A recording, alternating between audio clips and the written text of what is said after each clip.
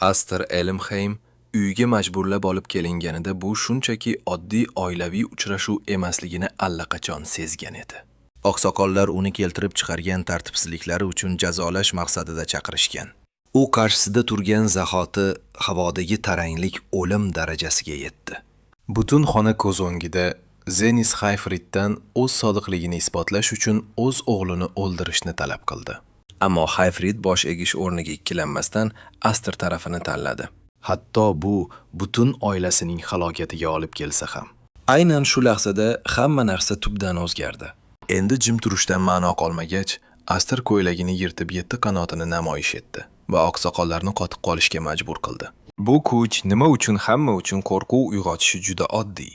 Qanotlar bu sehrli quvvatning haqiqiy manbai va yuzlab yillar davomida biror insonda 7 qanot bo'lmagan. Bunday kuch faqat ruhlar qabilasiga, ya'ni qanotlarning asli yaratuvchilariga xos deb hisoblangan. Lekin u bu kuchga qanday ega chiqdi? Sovuq va ayovsiz bir joyda tana a'zolari majaqlangan Aster turibdi. Otasiga qarab dahshatli g'azab bilan yurdi, chunki u o'zini ataylab tuzoqqa tashlab yo'q qilmoqchi bo'lganini bilar edi. Otasi buni tan oldi va Asterni qanotsiz deb atab Elmheim oilasiga dog' tushirmaslik uchun o'lish kerakligini aytdi. Elmheim oilasi haqida gap ketganda, ular qit'adagi eng buyuk jangchi xonadon sanaladi va ularning vazifasi qirollik oilasini himoya qilishdir. Xonadon boshlig'i Asterning otasi Rodrik Elmheim bo'lib, u qirollikda 7 qanotga ega yagona odamdir. U bir vaqtlar qor bo'ronida o'lim yoqasida yotgan Asterni qutqarib qolgan edi. Shu qarzdorlik evaziga Aster otasi so'ragan barcha narsani bajardi. Biroq Asterning otasiga qaytarishga hech vaqosi yo'q edi, chunki uning umuman qanotlari yo'q edi. Qanot belgilari bu sehrli kuchning isboti. Qancha ko'p bo'lsa, mana shuncha kuchli bo'ladi. U gersog'lik xonadonida qanotlari bo'lmagan yagona inson edi. Aka-ukalari esa Asterni shunchaki qanotsiz deb masxara qilishardi. Shunga qaramay Aster har kuni qilich mashq qildi, balki sadoqati bir kun mukofotlanar degan umidda. Oxir-oqibat uni va otryadini muqarrar o'limga mahkum missiyaga yuborishdi. Lekin u bu dahshatdan omon qolishga muvaffaq bo'ldi. Hozir u yarador va holdan toygan, ammo o'zini chetga surib tashlagan otasidan qattiq nafratlanmoqda. Aster Rodrikga ishongani va unga ergashganini yuziga soldi. Biroq otasi buni mukofot o'rniga orqasidan pichoq urish bilan qaytardi. Rodrik esa uni masxara qilib oddiy bir qurol bo'la turib, nimaga umid qilganini so'radi. U endi Asterni ishlatib bo'lganini aytib ketishni buyurdi. Ichidan g'azabga to'lgan Aster qilichini sug'urib, otasi tomon tashlandi. Rodrikka ko'rkuruni ishongani uchun o'zini ahmoq deb bilib, nafrati kuchaydi. Asterning qilichi Rodrikka tegdi, ammo biror tirnalish ham qoldira olmadi. To'satdan Aster ortidan sehrli qilich bilan ushlab qolindi va yonida 2 yigit paydo bo'ldi. Biri chap qo'lini uzib tashladi, ikkinchisi esa o'ng oyog'ini kesib tashladi. Aster og'riqdan dodladi. Og'zidan qon oqib, qor ustiga yiqildi. Ma'lum bo'lishicha, ular uning o'z aka-ukalari ekan. Ular qor ustida qimirlamay yotgan akalarini masxara qilishdi. Nima bo'lmasin, u baribir qanotsiz bo'lib qolishini aytib kulishdi. Hatto yerda sudralib yotishi unga juda yarashishini aytib, ustidan kulishdi. Aster alandan yerni mushlab Rodrikdan chaqaloqligida nega qutqarib qolganini so'radi. U yerdan shunchaki keraksiz buyumdek uloqtirib tashlanishini bilardi. Rodrik pastga engashib, Asterga endi nimalar kutayotganini aytadi. Hamma narsa barbod bo'lgan edi, chunki u Asterdan hech qachon foydalanmoqchi emasdi. Rodrikka faqat Asterning tanasida yashiringan 7 qanot kuchi kerak edi xolos. Aster bu gaplardan mutlaqo sarosimaga tushadi. Rodrik esa uning onasi ham. Shunchaki o'z maqsadlari uchun kerakli urug'ni dunyoga keltirganini kinoya bilan qo'shib qo'ydi. Shu gaplarni aytib Rodrik uzoqlashadi. Aster esa minglab savollar girdobida qoladi. U Rodrik tomon qo'l cho'zib hammasini tushuntirishni talab qiladi. Ammo aka-ukalari uning orqasidan qilich sanchib, bu azobli lahzani shafqatsizlarcha yakunlashadi. U sekinasta hushidan keta boshlaydi. Aster o'zi shunchaki ma'nosiz o'lim uchun dunyoga kelganmikin degan savol bilan qiynaladi. To'satdan atrof laroyib tarzda elib ketadi. Ko'zlarini ochganida esa o'zini qalin qor uyumlari ichida ko'radi. Atrofga alangalar ekan, chaqaloq tanasida ekanligini anglab dahshatga tushadi. Yonida uni mahkam quchoqlagan holda jon bergan ayol yotardi. Aster bor kuchini to'plab, vaziyatni anglashga urinadi. Qorlar orasida qurollangan odamlar uni va halok bo'lgan ayolni qidirayotganini tushunib yetadi. Eng yomoni, ular Rodrikning odamlari edi. Ular chaqaloqni topib, Rodrikning qo'liga qaytarishni rejalashtirishgandi. Bu xotiralar uning ongini yoritadi. Xuddi shu kabi bo'ronli kechada u topib olingandi. Aster o'tmishga qaytib qolganini tushunib yetadi.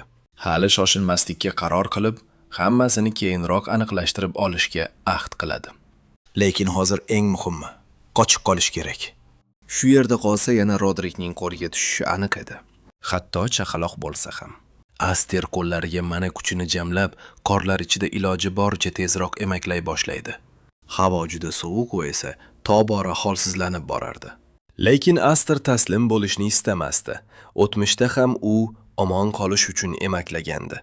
Bu safar ham yashab qolish uchun hamma narsaga tayyor. Uzoq emaklagach holdan to'yib yiqiladi va birozdan so'ng uni Xifrit topib oladi. Xifritlar xonadoni boshlig'i Vikont va uning qizi uni ko'rib qolishadi. Xifrit ko'dakni qo'liga olar ekan. Bu vahimali joyda chaqaloq nima qilib yurganiga hayron qoladi. Xifrit qordagi izlarga qaraydi. Aster qancha masofani bosib o'tganini ko'rib hayratdan yoqasini ushlaydi. Shu bilan birga bu sirli go'dak kim ekanligi uni qiziqtirib qo'yadi. Aster ko'zini ochganida ustidan tikilib turgan bir guruh qizaloqlarni ko'radi. Aster vahimaga tushadi. Nimalar bo'layotganini umuman tushunmasdi. Qo'rquvdan qochish uchun darhol emaklab ketishga harakat qiladi. Qizlar esa uni to'xtatmoqchi bo'lib quvib yetishadi. Asterning omon qolish instinkti ishga tushib yana qochishda davom etadi. To'satdan sehr yordamida o'zini havoga irg'itib yuboradi. Ammo endi pastga qanday tushishni bilmay, o'zini xavf ostida qolganini anglaydi.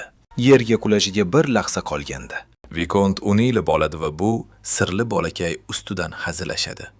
O'limdan omon qolgan Asterning yuzidan sovuq ter oqib tushardi. Aster uning yuziga boqdi-yu, qotib qoldi. Bu axir Xifrit-ku, Rodrik hududining Viskonti naqtozi. Asterning esa yuragi shuv etdi. Bu bo'lishi mumkin emas. Axir u tushib qolgan bu dunyo yana o'sha Elmheim xonadoni. Xifrit Elmheimlar sulolasining bir tarmog'i bo'lmish Viskont oilasi boshlig'i. U qirollikni himoya qilgan ikki qanotdan biri hisoblanardi. O'sha paytda unga qirol oilasini qo'riqlash vazifasi topshirilgandi. Aster esa karaxt ahvolda, chunki Xifrit allaqachon o'lib ketishi kerak edi. Viskont oilasining mutlaq barbod bo'lishi bilan tugagan o'sha iflos fuqarolar urushida. Bu uning eng katta qo'rquvini tasdiqladi. U chindan ham o'tmishga qaytgan. Ammo u qanday qilib qochib qutulaman deb yana Rodrikning yaqinlari qo'liga tushib qoldi. Xifritning xotini astoydil Asterga mehr ko'rsatib, uni qo'lida ko'tarib turibdi. U Asterning ser kuchi nazoratdan chiqib, uni osmonga o'tib yuborganidan hayratda. Ayol Asterning qo'rquvdan qochishga uringanini darrov payqadi va unga xavfsiz qo'llarda ekanini bildirish uchun peshonasidan o'pib qo'ydi. Ayol uning yuzlarini siladi. Aster esa asta-sekin xotirjam tortdi. Xifrit xotiniga Aster haqida sirli gapni aytdi. Bolada ulkan kuch bor va belidagi nishon buning yaqqol isboti. Ayol Asterni ko'zguga olib bordi va 7 qanotli nishonni ko'rib, ikkovi ham yoqalarini ushlashdi. Asterning o'zi ham tanasida 7 qanotli nishonni ko'rib lol qoldi. Shu lahzada Rodrik o'limidan oldin aytgan gaplari yodiga tushdi. Aster nihoyat hamma narsani tushunib yetdi. Rodrik uni o'sha paytda 7 qanotni o'ziniki qilish uchun asrab qolgan ekan. Aster buni eslab qonga to'ldi, chunki uni la'nati deb atashgan. Butun o'tmish hayoti davomida qanotsiz deb kamsitishdi, chunki Rodrik uning kuchini o'g'irlagandi. Xifritning xotini undan bu bola bilan nima qilmoqchi ekanini so'radi. Aster buni eshitishi bilan vahimaga tushdi axir. Bu kuchni Elmheimlar oilasiga berib bo'lmaydi, Rodrik. Dan o'ch olishi kerak. Hammaga kutilmaganda Xifrit Asterni asrab olishlarini aytdi. Axir u hali yosh, o'z qanotlari bilan parvoz qila olmaydigan jajji bola. Xifrit Aster o'zini eplay oladigan bo'lguncha unga javobgar ekanini ta'kidladi. Shu payt xona eshigi ochilib ketdi va qizlar eshik ortida poylab turganlari uchun sharmanda bo'lib polga g'o'ldirab tushib ketishdi. Qizlar Aster uchun qayg'urib qiziqib qolishganini tan olishdi. Ular endi uka bo'lganidan xursand bo'lib, yuzlarida nurli tabassum bilan qolishdi. Xonadon bekasi unga Aster deya ism qo'ydi. 10 yil o'tib Hifrit Aster va uning opasi Alfin Elmheim qaramog'idagi gersog'lar oilasi har yili o'tkazadigan qilichbozlik musobaqasiga yo'l olishdi. Bu asosan zodagon jangchi oilalar yig'iladigan ijtimoiy bazm. Zodagonlar o'z e'tiqodini mustahkamlash va oila nomini himoya qiladigan qilichbozlar kuchini ko'rsatish uchun shu yerga kelishadi. Hifrit va uning farzandlari yetib kelishi bilan boshqa zodagonlar va tomoshabinlar darrov g'iybatni boshlab yuborishdi. Odamlar Viskont oilasi yana o'zini sharmanda qilgani kelibdi deb masxara qilishdi. Ular hatto asrab olingan Aster haqida ham bilishardi. O'z vorislari bo'lmagani uchun oilaga qabul qilingan bola haqida pastkash gaplar tarqatishdi.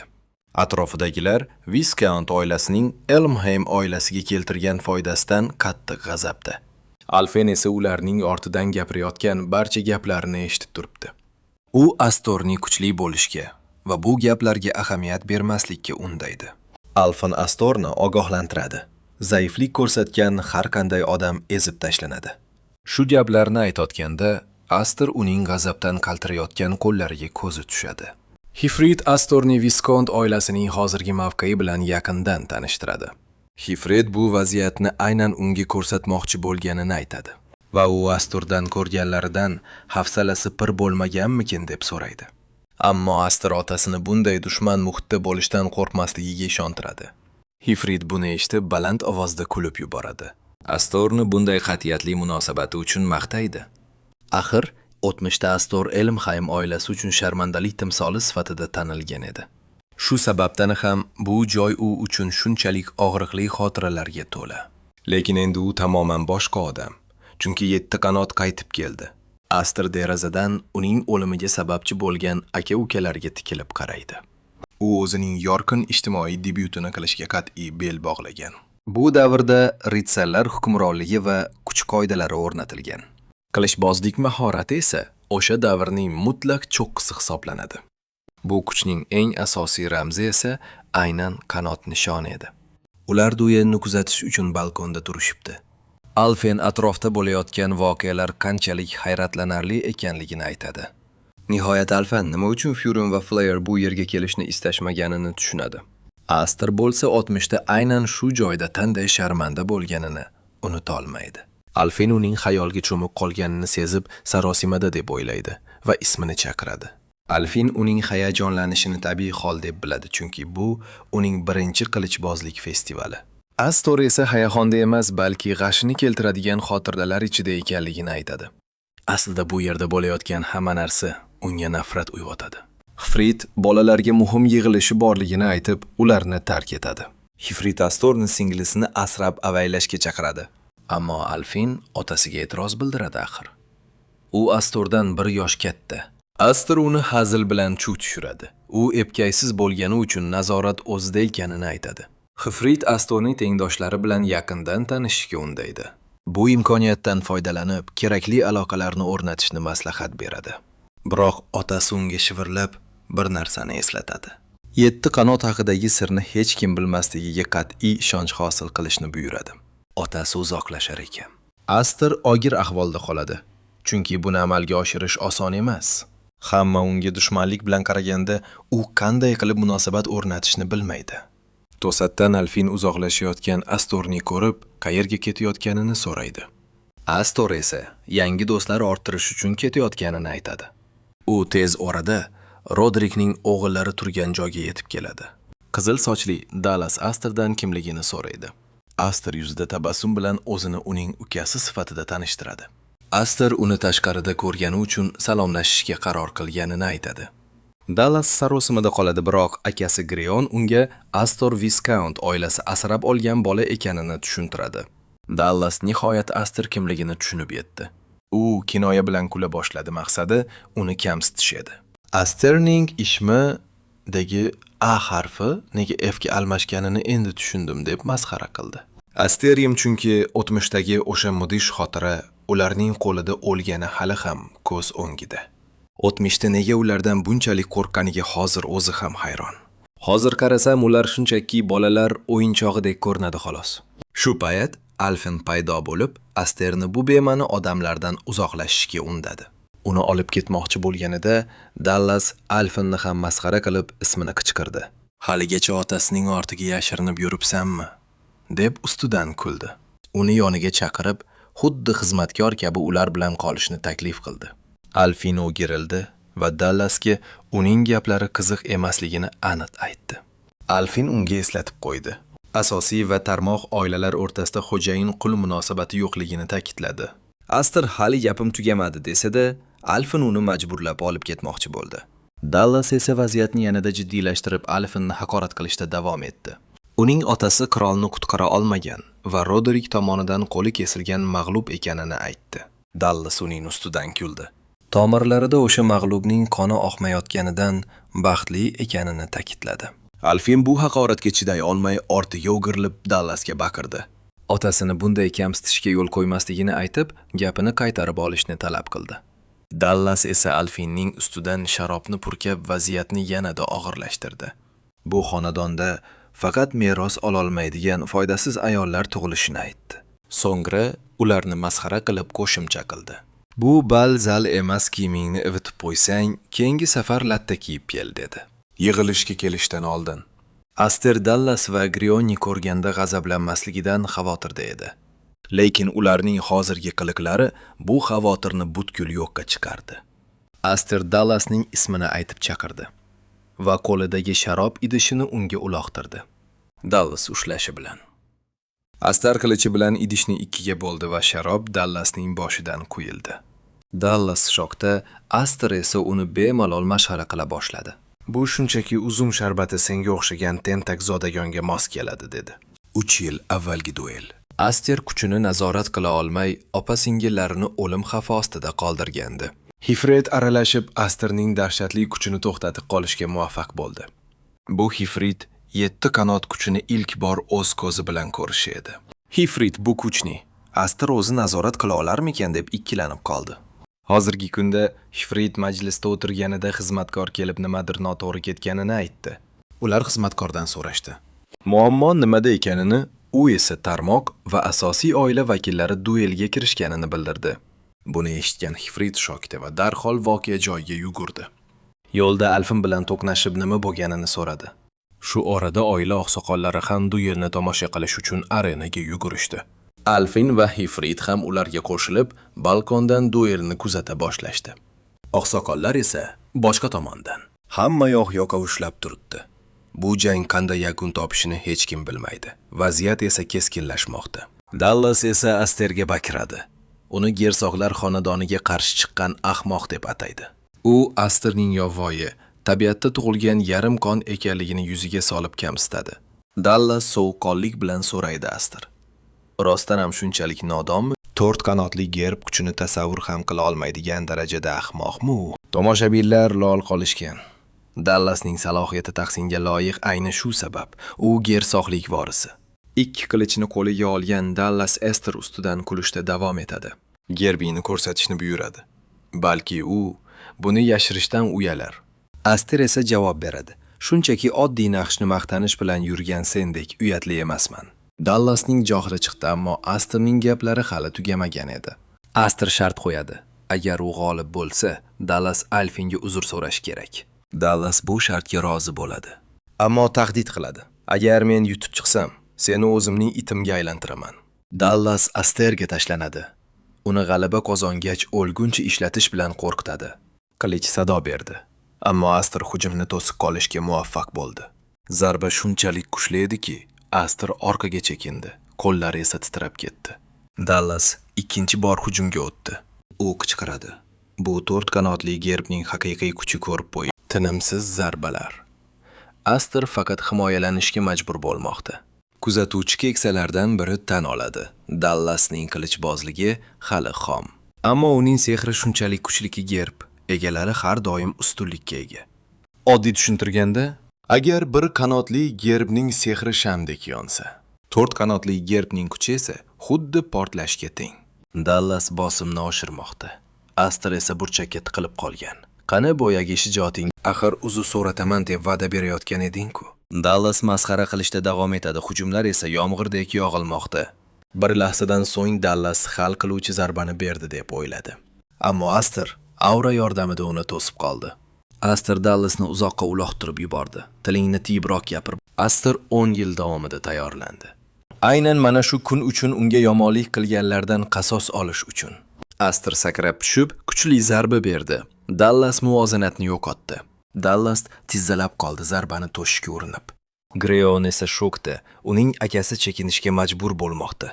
Dallas ishona olmaydi u, 4 qanotli gerb egasi-ku. Qanday qilib bu pastkash uni yengishi mumkin? Tomoshabinlar lor qolishgan. Dallas esa o'rnidan turishga urinadi.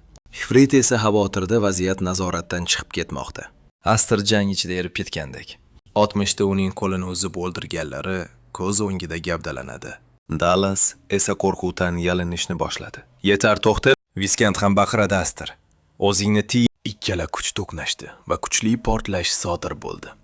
Tutun tarqalgach, Dallasning qilichi 2 bo'lakka bo'linganini ko'rdik. Qilich shunchalik yaqin o'tdiki, Dallasni oyog'i orasiga qadaldi. O'lim shunchalik yaqinligidan Dallas o'zini yo'qotib qo'ydi. Aster esa uning ustidan xuddi u Alfanni masxara qilgandek kuldi. Aster unga keyingi safar latta putta o'ranib kelishni maslahat berdi shunda. Xo'rlanganidan xo'l bo'lib qolishi uyatli bo'lmaydi. Aster qilichini qiniga soldi va qanotsiz Aster degan laqab endi 60 ta qolganini e'lon qildi. Shu birgina haqiqatning o'zi unga ulkan yengillik bag'ishladi. To'satdan Aster orqasida juda kuchli va qo'rqinchli bir borliqni sezdi va o'girilib qaradi. Bu uning azaliy dushmani Rodrikdan o'zga kim ham bo'lardi. Atrofdagi tomoshabinlar esa karaxt holatda edi. Hech kim Asterdan bunday jasorat kutmagandi. Axir shoxobcha oiladan chiqqan bola asosiy oila vakilini mag'lub etdi. Ammo hamma bir narsani tushunib turardi. Endi vaziyat chigal chunki Rodrik o'z o'g'lining shunchalik sharmanda bo'lishni shunchaki qoldirmasligi aniq. Rodrik maydonga qadam bosdi va to'g'ri Aster tomon yurdi. Lekin Aster boshini egmadi, aksincha Rodrikning ko'zlariga tik qaradi. Rodrik ustun kelishga urinib uni kamsitmoqchi bo'lsa-da, Aster o'z g'ururini saqlab qoldi. Dallas esa yordam kutib shosha-pisha otasining yoniga yugurdi. Xuddi erkatoy bo'ladek tutardi o'zini. U otasiga Aster uni va asosiy oilani haqorat qilganini, o'zi esa shunchaki yarimqon ekanini aytib shikoyat qildi. Dallas otasidan kuch ishlatishni so'radi, lekin Rodrik to'satdan qilichini Dallasning qo'liga tiqib oldi. U o'g'lining qo'lini qilich bilan birga yerga bosdi va oqibatda uning o'ng qo'li mayib bo'ldi. Buni ko'rib turgan barcha, hatto Greon ham shokka tushdi. Rodrik esa Dallasni qattiq qo'ydi. Oila nomini bulg'agani uchun uni aybdor qildi. Lekin shunda ham Aster tabassum qilishdan to'xtamadi. Rodrik qilichini sug'urib oldi. Xifrit esa fojia yaqinlashayotganini sezdi. U Rodrikka baqirib to'xtashni so'radi. Ammo Rodrik qilichini ko'tardi va o'z o'g'lini sharmandalikda ayblab, qo'liga qilich olishga loyiq emasligini yuziga soldi. Aynan o'sha damda Aster Dallas va otasi o'rtasiga o'zini otdi. Rodrik esa ajablanib, nega Dallas ustidan chiqarilgan hukmga aralashayotganini so'radi. Aster esa Dallas hali Alfindan uzr so'ramaganini va shu bois u hozir o'la olmasligini aytdi. U Rodrikka ruxsat berdi. Alfinda uzr so'raganidan keyin Dallas bilan nima qilsa o'zi bilar ekan. Rodrik Asterning asrandi bo'la turib, oila vakilidek o'zini tutayotganidan g'azablandi. Aster esa u Viscountning o'g'li ekanini dadil aytdi. Qon bog'liqligi bo'lmasa-da, ritsar g'ururi va xonadon mas'uliyati unga otasi tomonidan to'liq o'rgatilgan edi. Rodrik esa buni Asterga qarshi ishlatishga qaror qildi. U Asterga Viscount xonadoni vakili sifatida asosiy oilaning obro'sini, ya'ni qirol qilichining g'ururini tushirganini ta'kidladi. Rodrik Asterga bu shunchaki bolalar o'yini emasligini uqtirdi. Xifrit xatosi uchun qo'lidan ayrilganini eslatib o'tdi. Rodrik endi Asterdan nima qurbonlik talab qilishini so'radi. Ammo Aster bunga qarshi chiqib, bu shunchaki janjal emasligini aytdi. Bu qonuniy duelyo edi.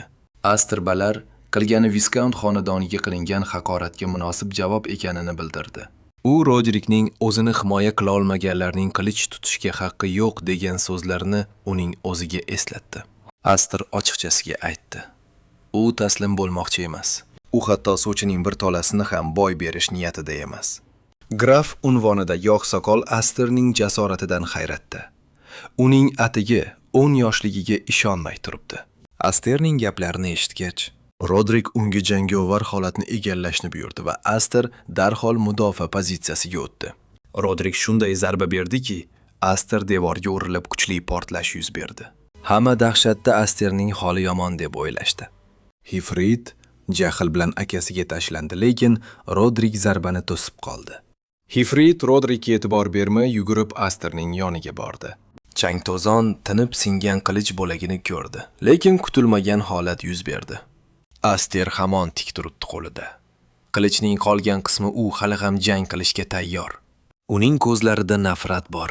Rodrik buni ko'rib, shunchaki ortiga o'girilib, Dallas bilan birga ketdi. Aster nihoyat kuchdan qoldi, lekin Hifrit uni ushlab qoldi. Aster oxirgi kuchi bilan otasiga Alifinni va'da qilganidek himoya qilganini aytdi. Hifrit esa uni maqtadi. U haqiqiy qahramonlardek jang qilganini aytdi. Boshqa tomondan oqsoqollardan biri Rodrikni masxara qilib bolalarcha usulga o'tganini aytdi. Rodrik bunga rozi bo'ldi. Lekin agar Asterni shunchaki qo'yib yuborganida oila obro'si to'kilishini tushuntirdi. Shu bois u kichik bir murosaga kelishga majbur bo'ldi. Oqsoqol Asterga porlayotgan yulduz deb ta'rif berdi. Chunki u buyuk Rodrik qarshisida turishga jur'at etdi. Oqsoqollar Asterning jamiyatdagi debyuti juda shov-shuvli bo'lganini tan olishdi. Oqsoqollardan biri Elmheim oilasi ikkiga bo'linib ketishidan qo'rqqanini aytdi. Biroq Rodrik aytdi: "Hali xursand bo'lishga erta, chunki falokatlar davri yaqinlashmoqda. Bu dunyoni ikkiga yoki uchga bo'lib tashlaydigan dahshatli bo'ron bo'ladi." Aster hududga qaytgan zahoti butun diqqatini tinimsiz mashg'ulotlarga qaratdi. U barparka sparing sheriklarini osonlikcha yengib, maydonda tengsiz qoldi. Hammada bu qiliqlar qilich raqsi anjumanidagi voqealardan keyin boshlanganiga ishonch bor. Xizmatkorlar va soqchilar ham xursand. Asterning Dallasni kaltaklaganidan mamnun, chunki asosiy oila ularni uzoq vaqt qiynagan edi. Shu bilan birga Aster anjum mandagi ishi Vikont oilasini kamsitganlarning og'zini yopganiga amin. Lekin uning haqiqiy nishoni baribir Rodrik. Garchi hozirgi kuchi bilan uni yengish imkonsizligini bilsa ham, Aster biladi qanot belgisi. Bu shunchaki yashirin, sehrli quvvat darajasini ko'rsatuvchi belgi xolos. Shunga qaramay Aster hali 7 qanot quvvatini to'liq chiqara olmayapti. Tug'ma bo'ladimi yoki yo'q? Agar inson kuchdan to'liq foydalana olsa, bu unchalik muhim emas.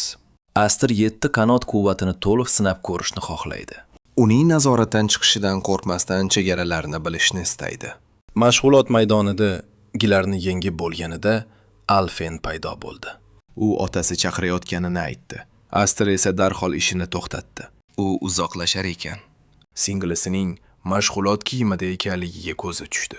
U qizni masxara qilib, ilgari bu kiyim yoqmasligini aytganini eslatib qo'ydi. Alfen ukasiga hammasiga muvozanat kerakligini uqtirmoqda.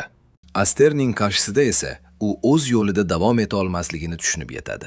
U Asterni qaytganida birga mashq qilishga chaqiradi. Aster esa tabassum bilan undan ayamay muomala qilishini so'raydi. Ko'p o'tmay Aster otasining ishxonasiga keladi va uni nima uchun chaqirganini so'raydi. Hifrit unga o'tirishni buyuradi. Aster esa joy oladi. Hifrit Asterni oilaga qabul qilishganiga 10 yil bo'lganini eslatib o'tadi. Otasi avvaliga uni ulg'ayishini kutgan edi, ammo endi fikrdan qaytganini aytadi. U cho'ntagidan bir narsa chiqaradi. Qizil toshli uzuk bu oila vorisi ekanligining isboti edi. Hifrit kutilmagan gapni aytadi u. Asterni oilaning yangi boshlig'i bo'lishini istaydi. Aster esa bu gapdan so'ng jim qotib qoladi. Hifrit esa gapida davom etib, Vikont xonadoni juda nozik ahvolda ekanini eslatadi. Shunga qaramay ular hali ham Elmheim oilasining bir bo'lagi. U hududlarni himoya qilishlari kerakligi uchun. Hifrit bo'lsa, rahbar o'rnini bo'sh qoldirib bo'lmaydi deb hisoblaydi. Aster esa darhol opalarining bu boradagi fikri qandayligini so'raydi. Hifrit ularga xabar berish uchun Ritsarlar akademiyasiga borishni aytadi. Aster esa opa-singillari Malfa va Kudo bunga qarshi chiqishiga ishonchi komil. Ayniqsa akademiyada o'qiyotgan Kudo bunga aslo rozi bo'lmaydi.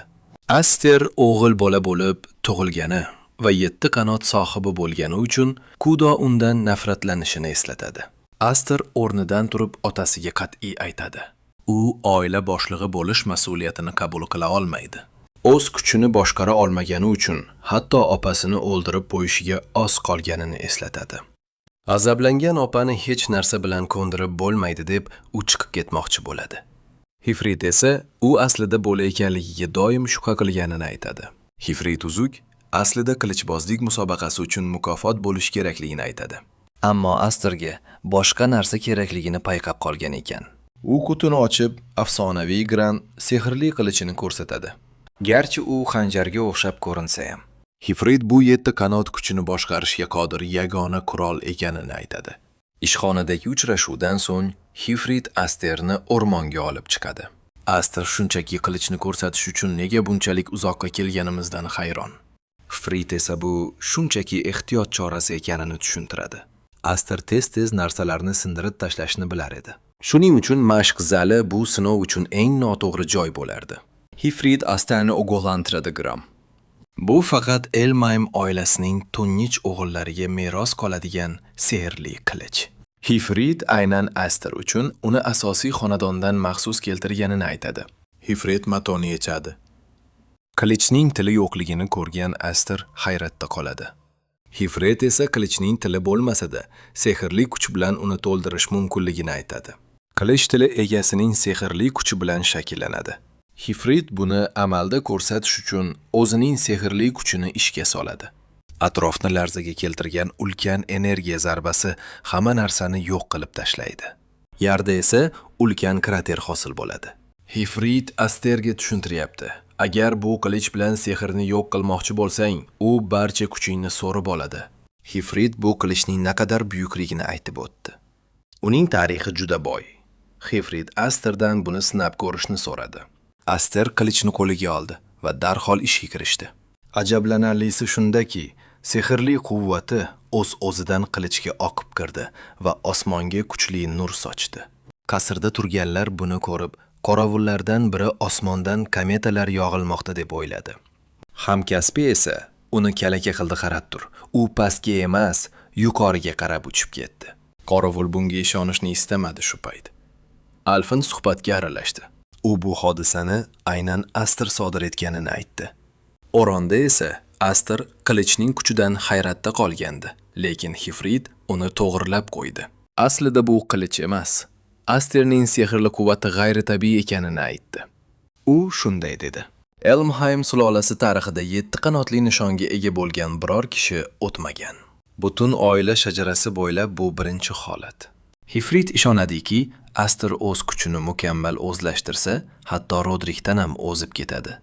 Biroq bunchalik buyuk kuch o'zi bilan katta nizolarni ham olib keladi. U buni Asterga ochiq-oydin aytdi. Agar 7 qanot sohibi ekanligingni bilib qolsalar, hamma seni o'ylay boshlaydi. Kimdir sening kuchingdan foydalanib qolishni istaydi.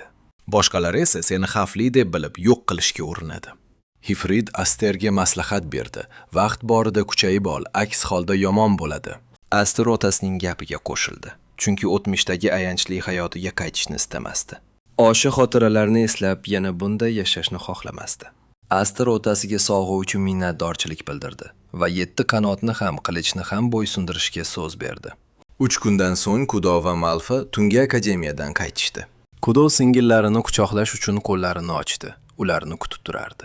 Ammo ular yugurib o'tib ketishdi va to'g'ri Malfaga borishdi. Kudo e'tiborsiz qolganidan hayron bo'ldi va ulardan buning sababini so'radi. Ular esa Kudo doim ularning sochlarini to'zg'itib tashlashni aytishdi. Kudo esa o'zini vazmin odamman deb bunga ishonishni rad etdi. Shu payt u Alfani ko'rib qoldi va quchoqlash uchun yugurdi. Va o'zi aytganidek baribir Alfaning sochlarini to'zg'itib qo'ydi. Malfa ota-onasidan Asterni so'radi. Hifrit uning qayerdaligini aytdi. Kudo esa darhol o'sha yoqqa otlandi. Aster esa o'rmonda qilichni jilovlash uchun qiynalardi. Haddan tashqari ko'p sehrli quvvat yo'qotgan Aster otasidek kuchli bo'lish uchun nima qilishni bilmay garang edi. U o'ylayotgan paytda Kudo qilichi bilan paydo bo'ldi. Aster bu safar o'zidan ham o'zib ketganini kinoya bilan aytdi. Singlisi qaytganidan Aster lol qoldi.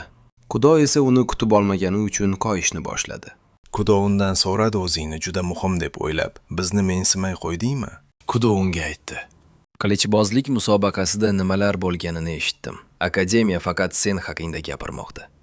Aster esa hazil bilan javob berdi. O'zing ham anchagina mashhur bo'libsan. Ku missiyalar bajarganingni eshitdim. Ko'plab topshiriqlarni muvaffaqiyatli yakunlading, shunday emasmi? Aynan shu yili Kudo faxriy ritsar medaliga sazovor bo'lgan yagona ritsar edi. Kudo esa bu shunchaki kichik bir qadam deb javob qaytardi. Aks holda u otasining o'rnini egallay olmasligini juda yaxshi tushunardi. Keyin u Aster merosxo'rlikdan voz kechgani haqida xabar topganini aytdi va undan buni aynan o'zi uchun qilganmi deb so'radi. Rostini aytsam, Astur Hayfridning buni oshkor qilganidan sira xursand emasdi. Chunki bu uning boshiga faqat ortiqcha tashvishlar keltirardi. Aster oxiri singlisiga merosga hali loyiq emasligini his qilgani uchun rad etganini aytdi. Kudo esa sekin daraxt tomon yura boshladi. U Aster va Hayfridning oila boshlig'i bo'lish orzusi ekanligini bila turib, unga qarshi til biriktirganidan norozi edi. To'satdan u qilichi bilan daraxtni chopib, uni Astonga qarab otdi. Aster zo'rg'a chetlanib, singlisiga baqirdi. Nima qilyapsan o'zi? Kudo esa anchadan beri mashq qilmaganimiz uchun seni sinab ko'rmoqchiman, dedi. Va keyingi zarba to'g'ri o'ziga qaratilishdan ogohlantirdi. Astor esa hozir qo'lidagi qilich hali tayyor emasligini aytib, uni to'xtashga chaqirdi. Lekin Kudo qat'iy edi. Jang maydonida dushmanga duch kelganda bunday bahonalar o'tmasligini tushuntirdi. Ritsar doimo tayyor turishi kerak, dedi Kudo keskin ohangda. Va shu zahoti hujumkor pozitsiyaga o'tdi. Agar bo'shashsang, seni yer bilan yakson qilaman deb ogohlantirdi. Aster o'z ko'zlariga ishonmasdi. U hali sehrini boshqarish bilan ovora edi. Singlisi esa allaqachon hujumga o'tgandi. Shu bilan birga u singlisini jiddiy qabul qilish kerakligini bilardi. Chunki aks holda u uni rostdan ham o'ldirib qo'yishi mumkin edi. Oradan bir necha daqiqa o'tdi. Ular hali ham olishardi. Kudo Astorning maktab chaqqonligini tan oldi. Garchi u o'zi tungi akademiyada mahoratini oshirgan bo'lsa ham, lekin baribir hazil qilib qilichi o'tkir emasligini va sehrni boshqarishi bo'sh ekanini aytdi. Kudo uni kuchli zarba bilan uzoqqa irg'itib yubordi. Astor esa singlisining shafqatsizligi eskicha ekanini esladi. Ular yoshligidan shunaqa edi. Bu hech narsani o'zgartirmadi. Balki u Vikont xonadonida meros huquqiga ega yagona o'g'il bo'lgani uchunmi, yoki u 7 qanotli nishonga ega bo'lgani sabablimi, bilmasdi. Bu nishon boshqalarnikidan ustunroq edi. Aster uni tirik bo'ronga o'xshatardi. Har narsaga talashib dunyoni adolatsiz deb atardi. Qisqasi, Kudo uning haqiqiy dushmani. Kudo yana hujumga o'tdi va unga oila boshlig'i bo'lishga loyiq emassan deb baqirdi. Shu payt Malfa bu jangdan xavotir olib otasining e'tiborini tortdi. Ularni shunday qoldirib ketishga qanday ko'z ichidayapti deb so'radi. Chunki bu ketishda ulardan biri o'lib qolishi mumkin.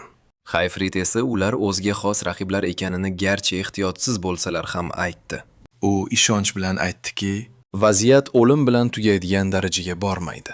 Malfa buni qalbaki umid bilan qabul qildi va otasidan ularni nega chaqirganini so'radi. U ishoningga ko'ra bu faqat merosxo'rlik masalasi emas.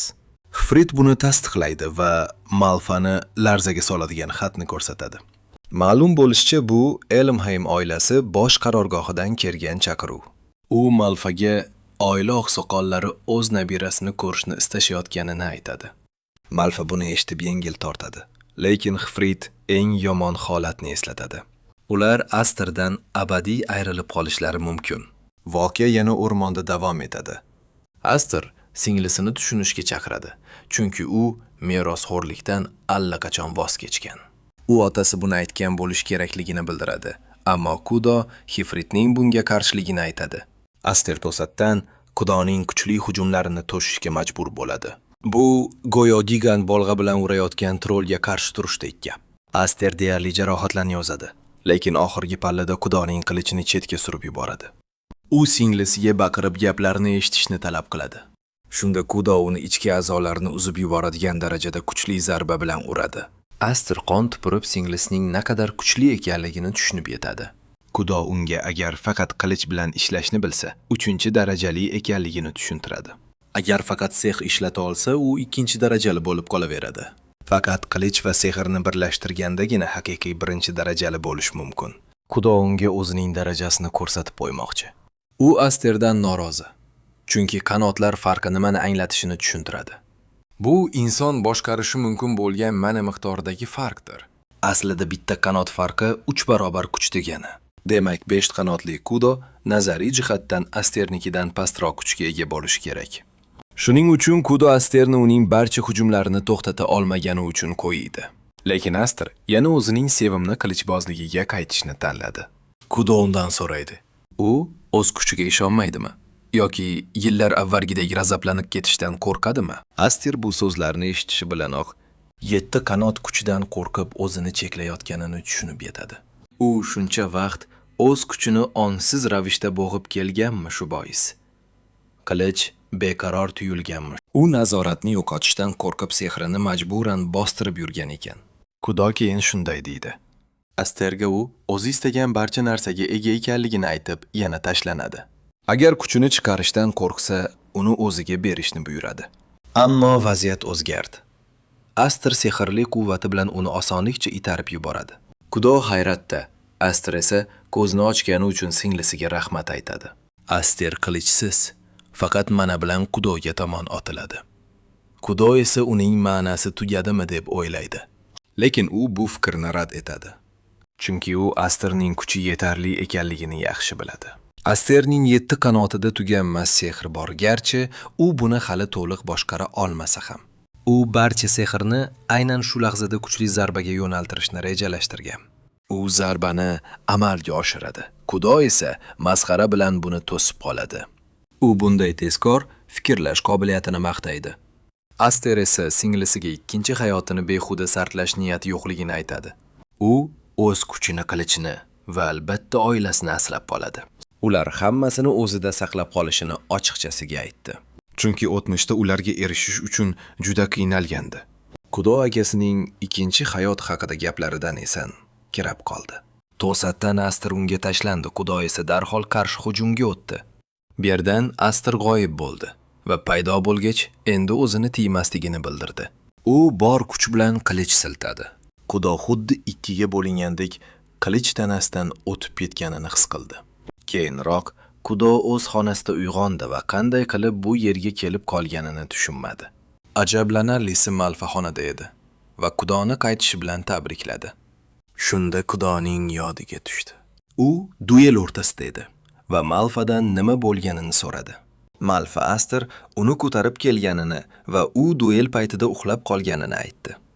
Aster charxoq uni yenggan deb o'ylagan ekan. Ammo Kudo bunga ishonmadi. Kudo duel vaqtida Aster uni chindan ham kesib tashlagandek bo'lganini esladi. Aster zarba oldidan monoqilichini o'z vaqtida o'chirganini angladi. U his qilgan narsa tanasidan o'tgan mana qoldig'i ekanligini tushunib yetdi. U yengil tortib nafas oldi axir Aster. Ular aka-singil bo'lgani uchun uni o'ldirmasligi aniq edi. Lekin o'sha lahzada Aster uni o'ldirib qo'yishdan chindan ham qo'rqqandi. Kudo akasining kichik bo'lsa-da juda qasoskor ekanligini xayolidan chiqara olmadi. Kudo qilichini oldi va duel hali tugamaganini aytib Asterni izlay boshladi. Malfa esa Aster uydan chiqib ketganini aytib uni shokka soldi. Kudo dovdirab qoldi.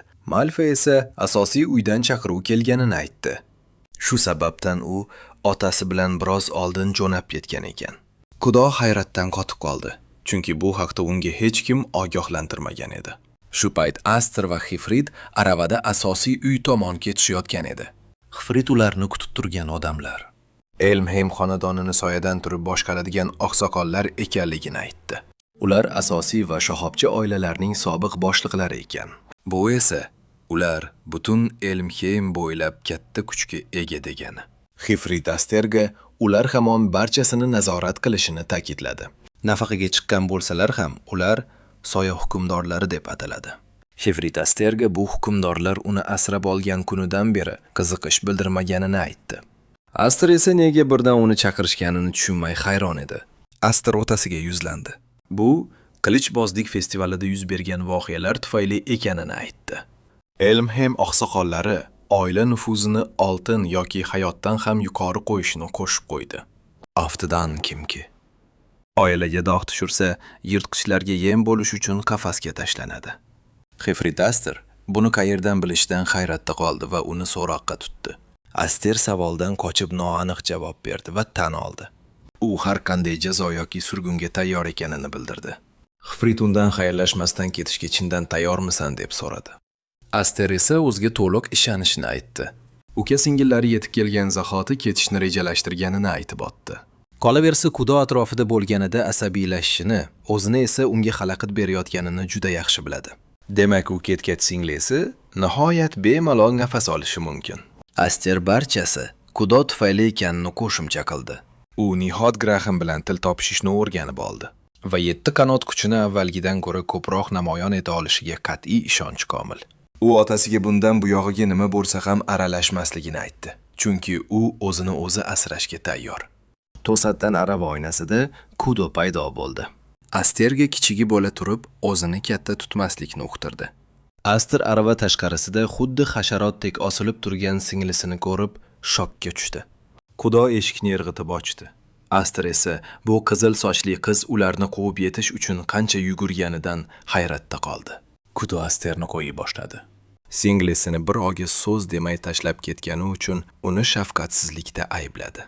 Kudo unga asosiy uyning buyuk oqsoqollari tomonidan chaqirilganini eshitganini aytdi. Bu juda jiddiy gap chunki u va Malfas hattoki ilgari hech qachon chaqirilmagan.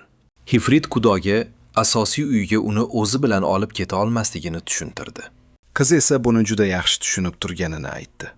Shu sababdan ham otalari ularni akademiyadan chaqirib olgan. U yo'qligida uyga ko'z-quloq bo'lishlarini istagan. Kudo bu chaqiriq juda ehtiyotkor bo'lishni talab qiladigan vaziyat ekanini anglab turganini qo'shimcha qildi. Hatto Malfas ham shunday degandi. Aster umuman qaytib kelmasligi ham mumkinligi haqida xavotirlar bor. Aster gapni yumshatib, shunchaki suhbatlashish uchun ketayotganini, singlisi vaziyatni bo'rttirayotganini aytdi. Lekin ich-ichidan Aster omon qaytishiga kafolat yo'qligini juda yaxshi bilardi. Kudo esa Asterni og'il bola bo'lgani uchun chin dildan yomon ko'rishini aytdi. Unda 7 qanot bor va u doim alohida imtiyozga ega. U o'zidan kichik bo'lsa-da kattalardek harakat qiladi va undan ham kuchli. Garchi u o'zining ukasi bo'lsa ham, Kudo barchasidan nafratlansa-da, Aster uning qoni uning oilasi ekanini inkor eta olmasligini tan oldi. Kudo Asterga o'zini qanchalik jiddiy va katta tutmasin, baribir uning kichik ukasi ekanini eslatib qo'ydi. Kudo Asterni albatta uyga qaytishga undadi, chunki ular hali kelishib olishlari kerak. Ketayotib keyingi safar unga oson tutmasligini qat'iy va'da qildi. U aravadan sakrab tushdi. Aster esa uning ortidan qarab aynan nima uchun kelganini o'ylardi. Shunga qaramay u singlisidan minnatdor va oilasiga qaytishga ichki qaror qildi. Kudo aravaning ortida qolib, uzoqlashayotgan aravaga qo'l silkitdi bu. Uning ukasiga qanchalik kuyunishini ko'rsatib turardi. Ko'p o'tmay ular asosiy uyga yetib kelishdi va ularni qurollangan qo'riqchilar kutib olishdi. Ular Hifritga oqsoqollar allaqachon ichkarida kutayotganini aytishdi. Hifrit esa ularga javoban yo'lni yaxshi bilgani uchun uni kuzatib borishlari shart emasligini bildirdi. Biroq qo'riqchilar ularga Aster bilan birga kutish zaliga olib borish buyurilganini ma'lum qilishdi. Shu bilan Hifrit tushundiki, u va Aster bu yerga nabiralari bilan vaqt o'tkazish uchun chaqirilmagan. Shunga qaramay, bu voqealar uning uyga oxirgi marta kelganini eslatib yubordi. Ular lobbi bo'ylab odimlashmoqda. Hifrit Asterni o'zini bosishga chaqirib, bugun jahl otiga minish eng yomon qaror bo'lishini uqtiryapti. Aster esa hech kim hech narsa demasa, o'zini tuta olishini aytadi. Yoki uni g'azablantiradigan biror ish qilmasliklarini so'raydi. Hifrit bunga rozi bo'lib, unga xuddi shu narsani tushuntirmoqchi ekanini aytadi. Ya'ni ular uchrashmoqchi bo'lgan odamning o'zi katta muammo. Hifrit kim bilan ko'rishishlari haqida gapirayotganda, Aster mashg'ulot maydonidagilarga chalg'ib ketadi. Hifrit uni haqiqatga qaytarish uchun nomini baland ovozda aytishga majbur bo'ladi. Ishga yetgach, ikkovidan ham qurollarini topshirish talab qilinadi. Xonaga kirishlari bilan. Ularni 10 yil davomida uyga kelmagani uchun Hifritni masxara qilgan oqsoqol kutib oladi. Hifrit o'zining katta bobosi, uyning 6-boshlig'i bo'lmish cholga ta'zim qiladi. Aster nihoyat parda ortidan hamma narsani kim boshqarayotganini tushunib yetadi. Bu katta Bobo Zenis Elmheim. Aster qolganlarning hammasi Elmheim taqdirini hal qiladigan nufuzli shaxslar deb hisoblaydi. Bir qarashdayoq u yerda qilich raqsi assambleyasidan ham odamlar borligini payqaydi. Lekin Rodrikning u yerda yo'qligi uni hayron qoldiradi. Zenis uning yuzidagi sarosimani ko'rib, Rodrik kelmaganini aytadi. U Rodrik to'g'ridan to'g'ri qirollik oilasiga bo'ysunuvchi ritsarlar sardori ekanini oshkor qiladi. Demak, ular o'tkazayotgan bu ma'nosiz yig'ilishlarga vaqt sarflamaydi. Buning evaziga esa Zenis va boshqa keksa qariyalar ma'muriy ishlarni o'z zimmalariga olishgan. Aster o'tmishdagi hayotini eslaydi. U Zenisni hech qachon ko'rmagani uchun unga umuman e'tibor bermagan ekan. Ammo hozir bu odam qanchalik katta ta'sirga ega ekanini ko'rib turibdi. Chunki u shuncha muhim shaxsni bir joyga yig'a olgan. Xifrit Zenisdan ular nima uchun chaqirilganini so'raydi. Zenis esa bunga o'zi allaqachon tushunib yetganiga ishonchi komil ekanini aytadi. Zenis Aster qilich raqs festivalida katta shov-shuv ko'targanini eshitganini tilga oladi. Bu Asterning gumonini tasdiqlaydi. Ular aynan uning qilmishlari tufayli chaqirilgan. Xifrit Zenisga Rodrik yuz bergan voqeani shaxsan hal qilish kerakligini aytadi. Xonadagi oqsoqollar esa javob qaytarishadi. Xifritga Rodrik qilgan ish shunchaki omma oldidagi tomosha bo'lganini uqtirishadi. Va bu Elmxeym nomiga dog' tushgan degan. Haqiqatni o'zgartirmaydi. Birovlari noma'lum kelib chiqishga ega, asrab olingan bolani oilaviy yig'inga taklif qilish xato bo'lganini qo'shib qo'yadi. Ular Xifritga aytishicha, agar u xavfsiz bo'lib qolganida ko'z yumishlari mumkin edi. Lekin u asosiy oilaga qarshi tish qayragan zahoti vaziyat butunlay o'zgardi. Zenis to'g'ri yo'l, Asterni surgun qilish ekanini aytadi. Lekin Xifritni ham jazo kutayotganidan ogohlantiradi. Aynan shu lahzada Aster o'rnidan turib oqsoqollarga baqira boshlaydi. Hammasini o'zi qilganini va buni otasiga aloqasi yo'qligini hayqiradi. Aster jahl otida qichqirayotgan bir paytda yoniga qarab otasi lom-mim demay o'tirganini ko'radi. Aster jim bo'lib otasiga nima bo'lganini o'ylay boshlaydi. Oqsoqollar esa kattalar suhbatiga aralashishga jur'at etgani uchun uni tarbiyasizlikda ayblab jerkib berishadi. Zenis esa o'rnidan turadi. Astorga ayt, bu xonadagi har bir kishi o'z zimmasida butun xonadon yukini ko'tarib yuribdi. Lekin u ritsarlar haqida boshqacha haqiqatni yuzaga chiqardi. Ular yagona emas soyalarda poylab taxtni egallashga imkon qidirayotganlar son sanoqsiz. Zenis esa bu xavfxonadagilarni ham chetlab o'tmasligini kinoya bilan eslatdi. Zenis Astorga yaqinlashib, xonadon uchun xavfli emasligini isbotlashni talab qildi. Keyin u qilichini sug'urib, Xifritning qo'riga tutqazdi. Podshohni himoya qila olmay, o'z burchini bajarmaganini eslatib o'tdi. Bu voqea oila nomiga qora dog' bo'lib tushgan edi. Aynan mana shu xonada u Rodrikka o'z qo'lini kesib tashlashga yo'l qo'yib bergandi. Ammo bu safar vaziyat butunlay boshqacha. Zenis Xifritga sadoqatini isbotlash uchun Astorning boshini olishni buyurdi.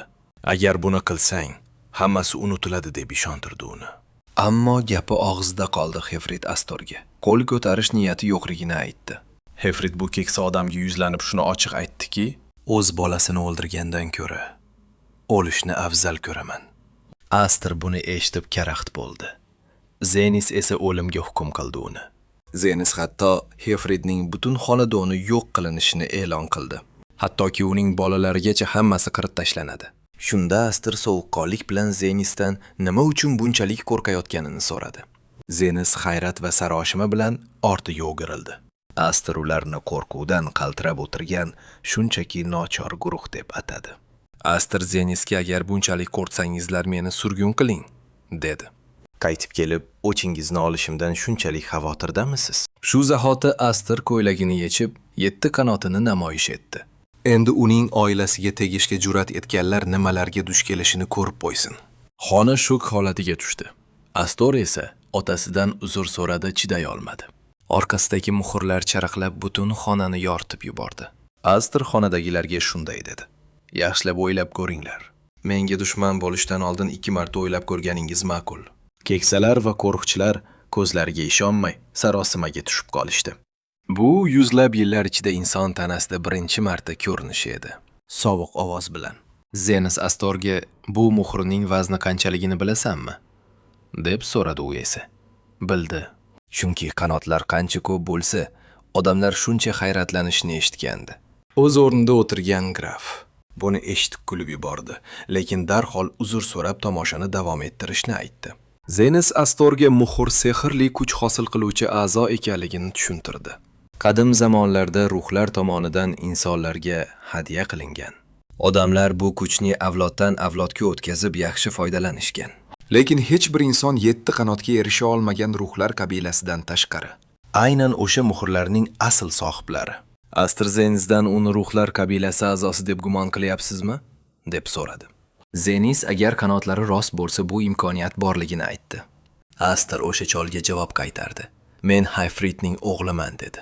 Tug'ilishim qanday bo'lgani hozir men uchun umuman qiziq emas. Astar Zenisga tik qaradi u. Shunchaki bilmoqchi. Dushman bo'lishga tayyormisan yoki yo'q? Astar piching bilan qo'shib qo'ydi, ko'plab oliyjanob xonadonlar bor. Elmheimdan haydalsang, seni bag'riga bosishga tayyor bo'lganlar yetarlicha. Aster Zenisni ogohlantirdi. Bu senga qimmatga tushadi, chunki ular isyondan allaqachon qo'rqishadi. Demak, seni yonida olib qolish eng to'g'ri yo'l. Axir sen 7 qanot ramsisan, hatto buyuk Rodrikdan ham ustunsan. Hamma lol qoldi. Aster esa bu o'yinni qanday boshqarishni juda yaxshi bilardi. U Cho'ning gaplarini esladi. Isyon haqidagi gaplar shunchaki afsona emas. U yaqinlashib kelmoqda. Butun mamlakatni yutib yuboradigan fuqarolar urushi boshlanadi. Men esa o'tgan hayotimdan buni bilaman. Aster hammasiga tayyor. Kim do'st, kim dushman o'sha lahzada. U Viskont xonadonini qutqarishi kerak. Zenis kinoya bilan kuldi, o'zingni bunchalik muhim deb o'ylaysanmi? Dedi u. U yana qo'shdi. Sendagi 7 qanotning haqiqiy ekanligiga hech qanday dalil yo'q. Aster esa xotirjam javob berdi. Ishonmasang meni o'ldirishga haqqing bor. Lekin shuni bilib qo'y. Bu ish men va oqsoqollar o'rtasidagi urushga aylanadi. Aster tushunardi. Elmheim istasa uni bir zumda yo'q qilishi mumkin edi. Lekin u ularning bu qarmoqqa ilinishini ko'rmoqchi edi. Aynan shu payt Erl Mace o'rnidan turdi. Qo'l qarsak chalib Zenisga Aster uchun sinov uyushtirishni taklif qildi. Oqsoqollar hayqirishdi. Nima demoqchisiz o'zi? Mace esa so'radi. 7 qanotning kuchini ko'rishga tayyormisizlar? Ular nima demoqchiligini so'rashganda, u eslatdi. Biz eng buyuk jangovar urug'daniz. Demak, bu saroyda mos keladigan sinovlar albatta topiladi. Buni ko'rgan Aster Mace uning ittifoqchisi ekanligini darrov angladi. Ajablanarlisi chol ham rozi bo'ldi. Mace'ning taklifiga ko'nib Asterni o'zi bilan boshlab ketdi. Nega deganda tilini tiyishni bilmaydigan nevarani tarbiyalash boboning burchi edi. Birozdan so'ng ular qorong'u sinov maydoniga yetib kelishdi. Zenis Asterni suv osti yo'liga favqulodda holatlar uchun mo'ljallangan panohgohga olib kirdi. Ammo Zenis u yerda dahshatli yirtqich maxluqni qulflab saqlardi. Zenis shartni aytdi. Sinov oddiy. Shunchaki o'sha maxluqni mag'lub et. Xifrit chuqur xo'rsindi. Asterga 7 qanotni sir saqlashni qanchalik uqtirganini eslatdi. Lekin Aster javob qaytardi. Bunchalik yorqin kuchni abadiy yashirib bo'lmaydi. Chuqurlikka tushar ekan Xifrit uni hushyor bo'lishga chaqirdi. Asterning ko'zlari Mace bilan to'qnashdi. U pastga tushayotganda cholning nigohidagi qiziqishni aniq ko'rdi. Pastga tushgacha Aster sovuq narsaga duch keldi. Yerda Dallasning uzilgan boshi yotardi. Bu manzaradan dahshatga tushdim. Zenis sovuqqonlik bilan aytdi.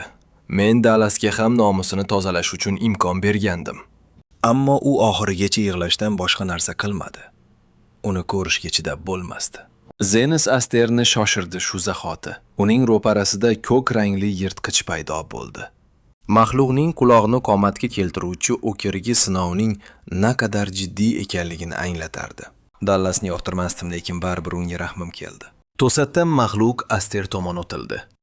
Ammo u qilichini bir silkitib, uni bo'laklarga bo'lib tashladi. Tomoshabinlar esa lol. Aster qilichini qiniga soldi. Maxluq dahshatli, lekin opam undan ham yomonroq deb qo'ydi. To'satdan g'alati narsa yuz berdi. Aster ortiga o'girilib qarab qoldi. Maxluq yana butun holatga kelgan edi. Bu haqiqiy o'lik tirik ekan. Xifrit qo'rquvdan qichqirib yubordi. Zenitdan nega bu dahshatli maxluq yerto'ladayotganini so'radi. Zenit o'lik tiriklar o'lim hidiga o'ch bo'lishini tushuntirdi. U qasrda yaxshi hayot kechiraman deb o'ylab, yerto'laga kirib olgan bo'lsa kerak. 1000 marta kesilsa ham o'lmaydigan bu maxluqni Zenit ataylab ushlab qolgan. Kuchni sinab ko'rish uchun mukammal raqib deb o'ylagan. Zenitning aytishicha buning foydasi katta. Endi o'liklardan qutulish muammo emas. Oqsoqollardan biri vahimada. Tajribali ritsar ham uni qo'lga olishga qiynaladi axir. Lekin Zenit aniq qilib Asterga uni o'ldirishni buyurmoqda. Ular Zenitdan 7 qanot farzandining o'limini tomosha qilmoqchimisiz, deb so'rashdi. Zenit esa agar shu maxluqdan yengilsa, Aster shunchaki soxta ekanini aytdi. Hatto Aster o'lib ketsa ham, bu ular uchun qulay bo'ladi, chunki yo'llari topiladi. Maze esa xavotirda. U Asterni omon qolishga umid qilmoqda. Yerto'lada Aster uni ko'p kesdi, lekin natija nol. Maxluqning qayta tiklanish kuchi oddiy o'lik tiriklarnikidan ancha kuchliroq. Qolaversa u allaqachon o'lgan. Uni butunlay yo'q qilish uchun yo quyosh nuri bilan yoqish yoki muqaddas kuch bilan tozalash kerak. Agar ilojing bo'lmasa qochib qolish kerak, chunki urushish befoyda. Lekin Asterda chekinishga yo'l yo'qligini bilar edi. U tushunib yetdi. Oddiy usullar 7 qanot kuchga mos kelmaydi. Demak, ularga o'z kuchini ko'rsatish uchun uni mahv etish kerak. Aster kuchli. Bir zarba berdi oqsoqollar. O'rnidan turib ketishdi 7 qanot kuchi. Nihoyat namoyon bo'ldi. Asterning so'nggi zarbasi. Chang to'zon hamma yoqni qopladi. Tomoshabinlar nima bo'layotganini tushunmay hayron. Chang bosilgan maxluq hali ham tirik edi. Aster o'zini o'nglamasdan maxluq uni yerga qulatdi. Hifrit qo'rquv bilan baqirdi. Maze esa unga aralashmaslikni buyurdi. Hifrit o'g'lining o'limiga qarab turaylikmi deb baqirdi. Maze esa uni tinchlantirib, diqqat bilan qarashni aytdi. Asterning yuzida tabassum bor. Maze uning yashirin hiylasi borligini sezdi. Maxluq ustida turganda Aster qilichini mana bilan to'ldirib, otasining usulida kuchli energiya zarbasini berdi. Maxluq qon tupurdi. Ichki a'zolari portlab ketdi. U o'lishni istamagani uchun Aster uning hayot kuchini butkul so'rib olmoqchi. Hifrit hayratda bu usulni unga bir marta ko'rsatgan xolos. Ammo u esa yana ham chegaradan chiqib ketyapti. Aster tarqatayotgan o'sha dahshatli energiya to'lqinlarini qarang. Butun hudud titrayapti go'yo. Hamma narsa hozir yer bilan yakson bo'ladigandek. Keksalar qo'rquvdan qochishga urinib Zenusni ham o'zlari bilan birga ketishga chaqirishmoqda. Ammo Zenus butun vujudi bilan shu manzara ichida qolib ketgan. Asterdan taralayotgan ulkan kuch Zenusni shunchalik hayratga soldiki, 7 qanot qudrati aslida nima ekanini u endi tushundi. Oradan ko'p o'tmay vahimaga tushgan keksalar titroq bosilgach o'zlariga kelishdi. Ular nima bo'lganini bilish uchun shoshilishdi, lekin Zenus qimirlamadi. U hamma narsani o'z ko'zi bilan ko'rib turgandi. Aster o'liklarni qopqonga tushirganini tushunib yetdi. Sehrli girdob ichida ularning hammasini yo'q qilib yubordi. Zenus buni shunchaki ham sifat, ham miqdor jihatdan misli ko'rilmagan qo'pol kuch namoyishi deb tan olishga majbur. Bu aql bovar qilmas sehrli kuch, lekin uni shunchaki texnika deb atab bo'lmaydi. Zenusda bu haqiqatan ham 7 qanotning kuchi ekaniga shubha uyg'ondi. Keyin Zenus Hifridan buni Asterga u o'rgatganmi deb so'radi, lekin Hifrit inkor qildi. U o'zi ham o'g'li har kuni shunchalik tez o'sib borayotganidan hayratda ekanini tan oldi. Maze darrov keksadan qoniqdimi yoki yo'q Aster, imtihondan o'tdimi deb so'rab qoldi. Yuzida jiddiy va qat'iy ifoda bilan. Zenus guruhdagilardan kimdir qarshimi deb so'radi, lekin hech kim indamadi. Maze ortiqcha vaqt yo'qotmay Asterni imtihondan o'tgani bilan tabrikladi va darrov yuzaga qaytishni buyurdi. Aster esa ularni masxara qilib uni pastga tushirgan zanjir uzilib ketganini eslatib qo'ydi. Shuning uchun kimdir unga arqon tashlab berishni talab qildi. Keyinroq Aster Zenusning kabinetida uchrashdi. Zenus unga oila boshlig'i vorisligidan joy taklif qildi, ammo Aster buni rad etdi. Zenus bu qaroriga ishonch komilmi deb so'radi. Chunki bu imkoniyatni qo'ldan boy bersa, u qaytib kelmasligi mumkin. Aster esa unga oilaviy taxt talashuvlari unga mutlaqo qiziq emasligini aniq aytdi. Ustiga ustak uning bu yerda bo'lishi aniq, vachchalari o'rtasida faqat g'alayon ko'taradi. Aster Zenusga u asosiy saroyga emas, balki Hifritning mulkiga tegishli ekanini aytdi. Shu zahoti Zenus unga qancha kamtarlik qilmasin, ko'zlaridagi shuhratparastlikni yashira olmasligini ta'kidladi. Zenus uning yuziga qarab, u uzoq muddatda Elmhemga qarshi dushmanlik niyatida ekanini darrov fahmladi. Va bu gap Asterga qattiq ta'sir qildi. Zenus undan nishon Asterning yuzi esa birdaniga o'zgarib himoyalanib oldi. Chol uni xotirjam bo'lishga chaqirib, hozircha uning niyatlarini ko'lash niyati yo'qligiga ishontirdi. Aster esa nima uchunligini so'radi. Chunki isyonchilarni o'z dushmani deb bilar edi. Zenus esa unga oila bir butun emasligini va Rodrik bilan muammolar borligini eslatdi. Zenuska Asterning mavjudligi Rodrik uchun bir to'siq bo'lib xizmat qilsa bunga qarshi emas. Ammo u Asterni yana bir bor unga tish qayrasa, o'lim topishi mumkinligi haqida ogohlantirdi. Aster holidan chiqarkan bu chol chinakam maxluq ekanini tan olmay iloji yo'q edi. Hifrit uni yo'lakda kutib olib, chol nima degani bilan qiziqdi. Aster chol uni asosiy oilaga qo'shib olmoqchi bo'lganini oshkor qildi. Ammo taklifni rad etdi. Hifri shokka tushdi. Hatto u bilan birga bo'lgan Mays ham bunga hayron. Mays Asterga agar asosiy oila qaramog'ida bo'lganida ko'proq imtiyozlarga ega bo'lishni aytdi. Shunda Aster grafdan nega unga yordam berganini so'radi. Lekin Mayze buni bilmaslikka oldi. U shunchaki uni chuv tushirmoqchi bo'lganini da'vo qildi va Asterga 7 qanotning haqiqiy egasiga aylanganini eslatib qo'ydi. Yo'lakdan o'tishar ekan, Aster atrofdagilarning tikilib turganini ko'rdi. Hammasining maqsadi bitta. Bolakay Asterni o'z nazoratiga olish. Mayze Asterni ogohlantirdi. Bundan qochib qutulib bo'lmaydi. 7 qanot juda muhim, shuning uchun ham nishon aylanishi aniq. Aster Mayzedan uni ham o'sha ovchilardan biri deb so'radi. Mayze esa akademiyada direktor ekanini aytdi. Iqtidorli yoshlarni qidirish uning ishi ekan. Mayze uzoqdagi sariq sochli chonni ko'rsatdi. U ham xuddi o'zi kabi ekanini tushuntirdi. Mayze keta turib Asterni Ritsarlar akademiyasida kutishini aytdi. Aster esankirab qoldi. Bu odam do'stmi yoki dushman ajratib bo'lmaydi, juda sirli. Hifri Asterning yelkasiga qoqib uyga qaytishni va jang haqida batafsil so'zlab berishini so'radi. Aster rozi bo'ldi, ammo bir xavotiri bor. Onasi tanasidagi jarohatlarni ko'rib, tamom bo'lishi aniq. Shu orada Rodrik o'g'li Dallasning Zenus sinovida halok bo'lgani haqida xabar oldi. Aster ham shu sinovdan o'tish kerak bo'lgani uchun xabarchidan tafsilotlarni so'radi. Xabarchi 7 qanot paydo bo'lganini ma'lum qildi, lekin Rodrik unchalik ajablanmadi. Ular oiladagi kuch muvozanatini uzoq vaqt saqlab kelishgan edi.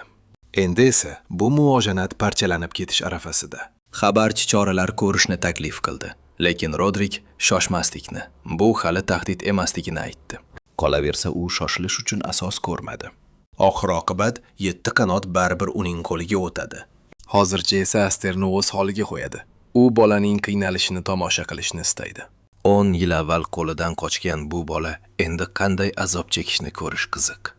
4 yil o'tib Aster Ritsarlar akademiyasiga keldi. Rasmiylar esa barchani chaqirishdi.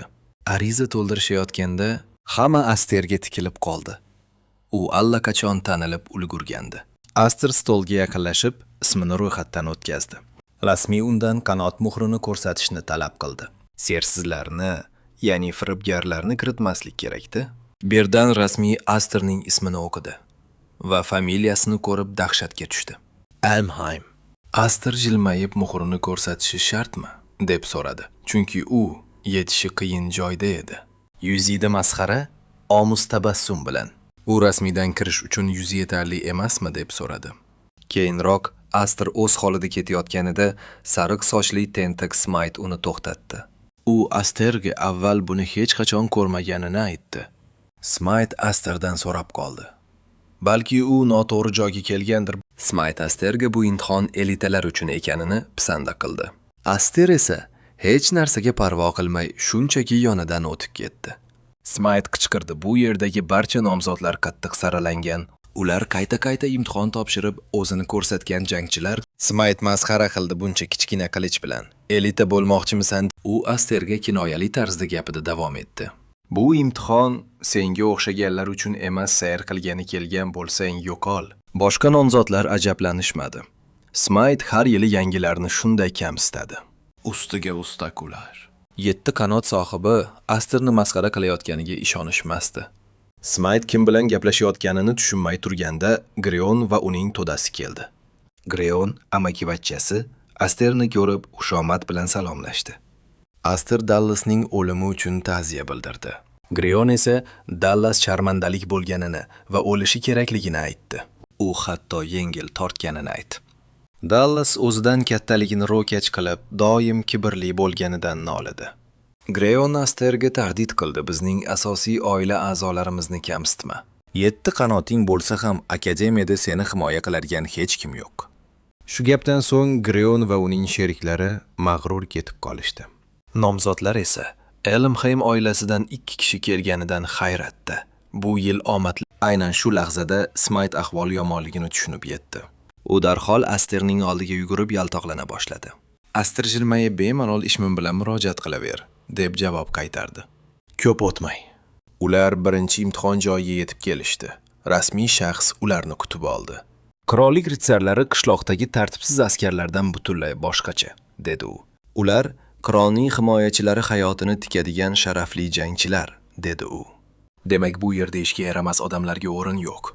Bugungi imtihonni chinakam, jang maydoni deb biling, kuchingizni to'liq namoyish qiling, deya buyurdi. Aster ichida bu gaplarning hammasi bema'nilik ekanini o'ylardi. Lekin baribir akademiyaga qaytganidan ko'ngli taskin topdi. Qanotsiz kezlarimda bu yerda turishga ham imkonim yo'q edi. Bu chiziq orti men hech qachon yetisha olmagan kuchlilar dunyosi. Va cho'qida turgan odam Rodrik. Aster Rodrikni kutib turishni so'radi chunki tez orada unga yetib olishini bilar edi. Buning uchun imtihondan o'tish kerak. Va ayni shu damda signal chalindi. To'satdan nomzodlardan biri o'q tegishi oqibatida yiqildi. Bu imtihon shunchaki o'yin emasligi barchaga ayon bo'ldi. Rasmiylar bu sinov minoralar jangi deb nomlanishini e'lon qildi. Oxirigacha turib berganlar haqiqiy g'oliblar bo'ladi, dedi u. Zalda turgan nomzodlar ustiga yomg'irdek o'qlar yog'ila boshladi. Ba'zilar sarosimada qochishga urindi. Ammo o'qlar ularni baribir topdi. Boshqa nomzodlar esa o'zlarini himoya qilish uchun guruhlarga birikishdi. Bular tizimga allaqachon ko'nikib qolgan tajribali ishtirokchilar. Shunga qaramay, omon qolish darajasi atigi 30%. Ularning doira yasab turishi esa tez orada foydasiz bo'ladi. Asli gap nimada? Ular qanot nishoniga ega bo'lgan odamning g'ayritabiiy kuchini ko'rishni kutishmoqda. To'satdan nomzodlarning e'tibori Asta tomonga og'di. U qimirlamay turibdi. Hamma uni qo'rquvdan qotib qolgan ahmoq deb o'yladi. Greon ham Asta uchun hammasi tugadi deb o'yladi. Ammo o'qlar yomg'iri yog'ilishi bilan Asta ularni osonlikcha qaytardi. Nomzodlarning ko'zlari katta-katta bo'lib, Asta yaratgan holatdan shokka tushdi. U shunchaki o'qlarni qaytarish uchun sehrli kuchi bilan girdob hosil qildi. Asta buni davom ettirdi. Boshqalar hayratda. U qanaqa maxluq o'zi? Bitta o'q ham unga tegmayapti. Hatto rasmiy vakil ham qoyil qoldi. Asta o'z manasini boshqarib atrofida bo'ron yasamoqda. Ko'p o'tmay o'qlar yomg'iri to'xtadi. Rasmiy vakil kutilganidan ko'ra ko'proq odam tirik qolganidan ajablandi. Vakil omon qolganlarni maqtadi. Birinchi sinovdan muvaffaqiyatli o'tishganini aytdi. Atrofda yotgan jasadlarga e'tibor bermay, biroq dam olishga vaqt yo'qligini darhol ma'lum qildi. Chunki u ularni ikkinchi sinov maydoniga boshlashi kerak. Smite g'azab bilan xo'rsindi. Vakil go'yo jahannamdan yuborilganiga ishonchi komil edi. Asta esa Smite atigi bir necha o'qdan bunchalik charchaganiga hayron qoldi. Smite esa Asta hech narsa bo'lmagandek xotirjam turganiga ishona olmadi. Hatto vakil ham lol qoldi. Asta charchoq alomatini ko'rsatmayapti, vaholanki u juda ko'p. Mana sarflagan edi bu 7 qanot kuchini isbotlaydi. Lekin u Astaning keyingi sinovda nimalarga qodirligini ko'rmoqchi. Greon esa Gianni tirik qolganidan g'azabda unga kimdir Astani yo'q qilishni buyurgan edi. Elmheim kelajagi uchun Astani qirollik ritsari bo'lishiga yo'l qo'ymaslik kerak. Navbatdagi sinov maydoniga yetib kelishdi. Vakil adolat uchun hamma bir xil qilichlardan foydalanishni buyurdi. Smite nimalar bo'layotganini tushunmay qoldi. Asta ilgari bunday bo'lmaganini so'radi. Smite esa qilichlar haqida hech qachon tashvishlanmaganini aytdi. Smite ehtiyotkorlik Astaning g'alati qilichi bilan bog'liq bo'lishi mumkinligini taxmin qildi. Shu payt Greon paydo bo'lib, Astani masxara qila boshladi. U o'ziga yugurdak topib olibdi, ya'ni Smite'ni. Smite buni eshitib g'azabga to'ldi. Ammo Greon uning qulog'iga shivirlab qo'rqitib qo'ydi. Agar noto'g'ri odamga dumini likillatsa, qattiq saboq olishni aytdi. Smite qo'rquvdan qaltiradi. Greonni gapidan qaytarishga urindi, lekin u e'tibor bermadi. Smite hatto Astaga aloqasi yo'qligini ham aytishga urindi. Asta atrofga boqib, dushmanoni muhitda ekanligini tushundi. Shu vaqt vakil kelib qoidalarni tushuntira boshladi. Ular ikkinchi sinov qamal jangi ekanligini eshitishadi. Jamoalar uchga bo'linib, o'rmondagi qarorgohlar uchun kurash boshlanadi. Qoida oddiy qarorgoh bayrog'ini ko'targan jamoa uni egallagan hisoblanadi. U shartni tushuntiradi. Kechki qo'ng'iroq chalinguncha 2 yoki undan ortiq qarorgohni egallagan jamoa g'olib bo'ladi. Diqqat qiling. Bayroqni yo'q qilish yoki yashirish qat'iyan man etiladi. Olgan barcha harakatlar esa ruxsat etilgan. Beril, gang qilishlardan bemalol foydalaning. Hatto dushmanni o'ldirish ham mumkin. Qoidalar e'lon qilinishi bilan rasmiylar jamoa a'zolarini aniqlash vaqti kelganini ma'lum qilishadi. Ko'p o'tmay osmonga tutunli signal ko'tariladi. Bu sinov boshlanganining aniq belgisi. Har jamoada 3 ta bayroq bor. O'zinikini qo'shib kamida 2 ta qarorgohni bosib olish kerak. Smite Astorga shivirlaydi. 3 ta jamoa lekin g'olib faqat bitta bo'ladi. Astor buni tasdiqlab, Smiteni nima tashvishga solayotganini so'raydi. Boshqalar esa Elmheimga qarshi chiqish kerakligini tushunib qolishadi. Astor vaziyat keskinlashayotganini darhol anglaydi. Smite Elmheimdan qo'rqishadi, chunki ularning raqibi Greon. Elmheim oilasining yosh va shafqatsiz vorisi. Smite Astorga savol beradi sinovda Greonga qilich o'qtalish oqibatini tasavvur qilgin. Smite qasosdan qo'rqadi. Bu butun boshli oilalarining yo'q bo'lib ketishiga olib kelishi mumkin. Smite barchaning Elmheimdan o'limgacha qo'rqishini Astorga ochiq aytadi. Smite suhbatni tugatib, keyingi sinov hali oldinda ekanligini ta'kidlaydi. Hayotni xavfga qo'ygandan ko'ra kutish afzalroq, deydi u. Oqibatda Astor jamoaviy jangda yolg'iz qoladi. Lekin u Sminti va boshqalarda qo'rquvini tushunadi. Elmheim haqiqatdan ham dahshatli. Ular qarshi chiqib bo'lmaydigan zolimlar sulolasi. Sinovda Greon aynan shu qo'rquvning timsoli. Jamoa a'zolari uni tushunmaydi deb o'ylashsa ham chetdan qaraganda u ham xuddi boshqalar kabi. Eng yaqin bayroq tomon yo'l olar ekan. Atrof g'aroyib tarzda jimjit. Hech kim hali jangga kirishmaganmikan deb o'ylanadi. Yo ehtiyotkorlik qilishyapti yoki parda ortida boshqa o'yin ketyapti. Aynan shu payt u sariq bayroqli yigitni uchratib qoladi. Yigit Astorning aynan o'sha bashorat qilinganidek kelganidan hayronligini yashirmaydi. Astor nimalar deyayotganiga hayron qolaversa, yigit o'z bayrog'ini olib tashlagan. Yigit sariq bayroqni havoga yeritadi va shu onda uzoqdan Greon jamoasining qizil bayrog'i ko'rinadi. Astorga birdaniga haqiqat ayon bo'ladi. Qizil bayroqli jamoa va sariq bayroqlilar uni tuzoqqa tushirish uchun til biriktirishgan. Boshlarida esa Greonning o'zi turibdi.